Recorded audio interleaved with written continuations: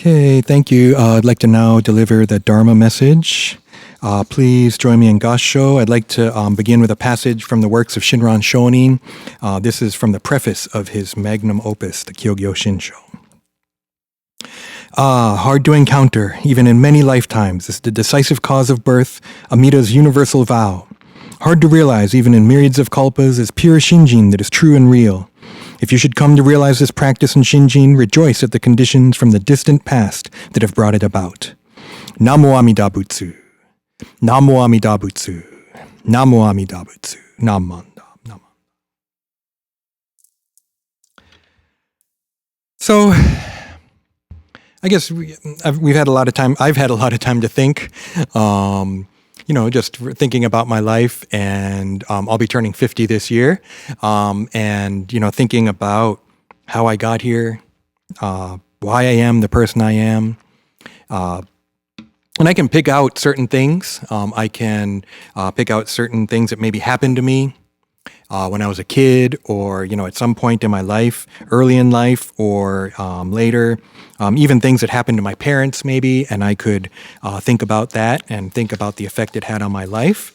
But ultimately, I can't know everything, right? We can't know every single thing that influenced who I am. Even if I could identify like one major event, we could find all these other aspects to it, right? That circle just that one event. So Buddhism looks at this and talks about it in a variety of ways. One is karma, which is a term that I think we've all heard of, but that is not easy to understand. Literally, it just means action, and it acknowledges that there are actions, but that there are also results from actions. And one of the key things I think in karma is that generally it seems to have kind of an ethical dimension. Right, so we hear about good karma, bad karma. We think that we can determine what's good and what's bad, right? But rather than talk about it that way, I'd rather maybe think of use a more neutral way of looking at it, which would maybe to be calling it just causation. Causation, simply cause and effect.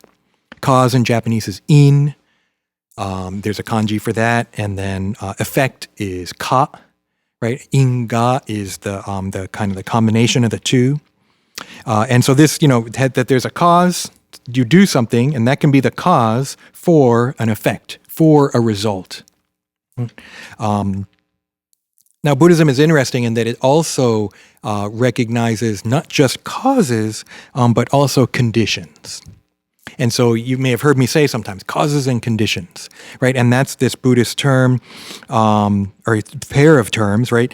Again, in, the direct cause, but then en. And that is maybe a contributory cause. I looked up some of the different terms. We could maybe say primary cause and secondary cause.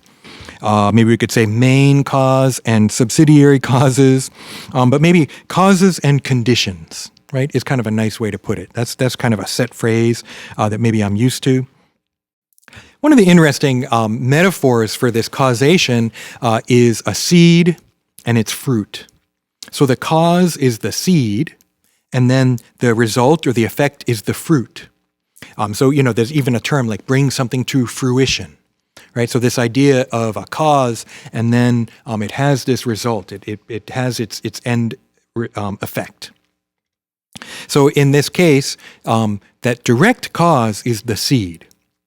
But the conditions could be the soil it's in, the rain, the sun, the labor of the farmer putting it in, and so that those can be seen as these conditions that are also part of the picture, but not necessarily the primary cause of the seed.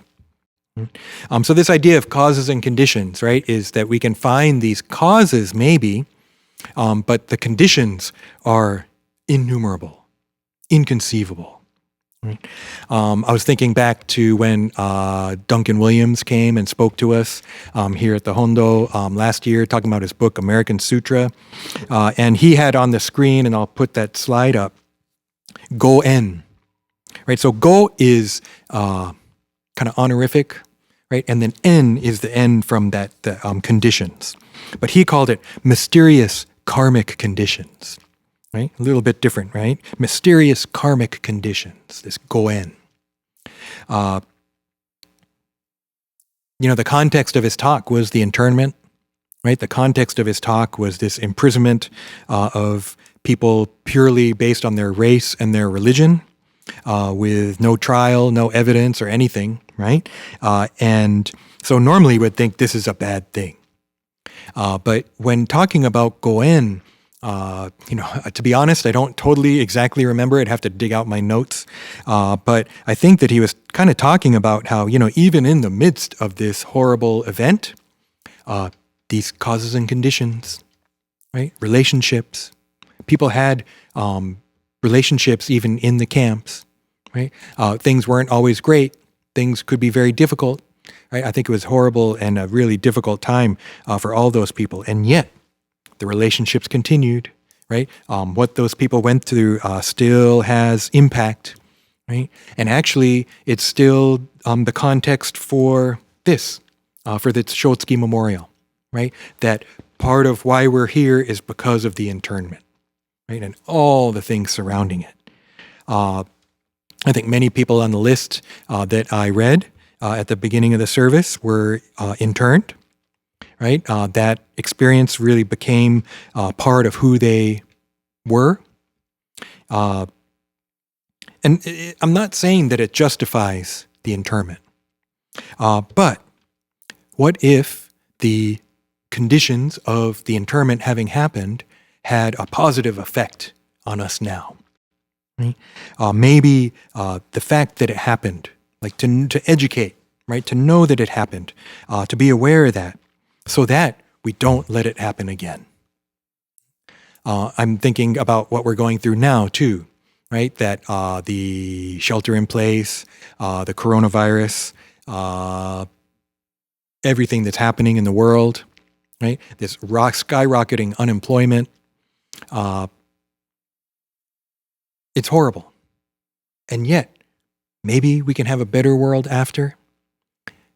Probably optimistic on my part, but isn't this an opportunity, right, to try and change things for the better? Does it have to go back to the way it was before? I hope not, personally. Too many people homeless, right? Too many people without health insurance, too much inequality, too much racism, too much abuse of power, right? Too much greed, too much anger. I don't want to go back to that. Can we not see what's happening now and try and figure out a way where maybe wisdom and compassion has more sway than greed, anger, and ignorance? Everything that's happened becomes conditions for this moment, right? Everything that happens could become the conditions for more peace. Right? Conditions for more happiness, conditions for more equality. Thinking about Shinran's words, he's talking about something maybe a little different, maybe not. Let me read it one more time. Hard to encounter, even in many lifetimes, is the decisive cause of birth, Amida's universal vow.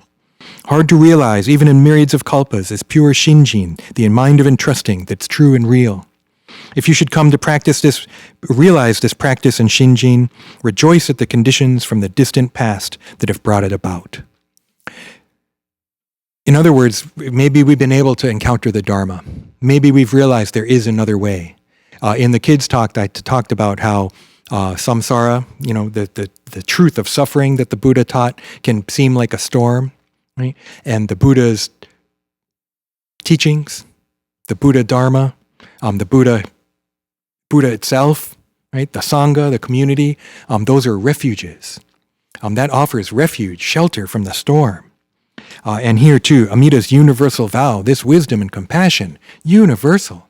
Nowhere it doesn't pervade. And so the practice is Namo Amida Butsu, whether it's my saying it or all the Buddhas throughout the universe saying it. Shinjin is the entrusting mind, this mind where you are awakened to this wisdom and compassion. Right? This wisdom and compassion doesn't only favor certain people, doesn't change the world only for the faithful. Right? This wisdom and compassion is pervading everywhere. And so realizing this, right, is part of the Jodo Shinshu path. So it entails reflecting on myself. It entails trying to be Buddhist, listening to the teachings, trying to understand Buddhism, but also not by understanding it intellectually maybe, but by experiencing it, right? By experiencing it in others, by realizing how many, that we're not here just because I decided to come or I paid to get in, right? We're here because of the names that I read today and the names that I read every month.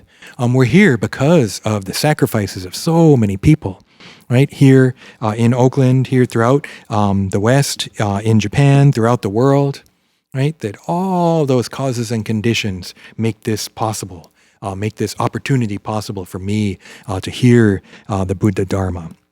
So, on this Shotsuki service, this, monthly memorial service, if you're here thinking about a loved one, you can, think about them, all your relationship, all the sacrifices that they made, the difficulties that they had in life. That was part of, thinking about myself.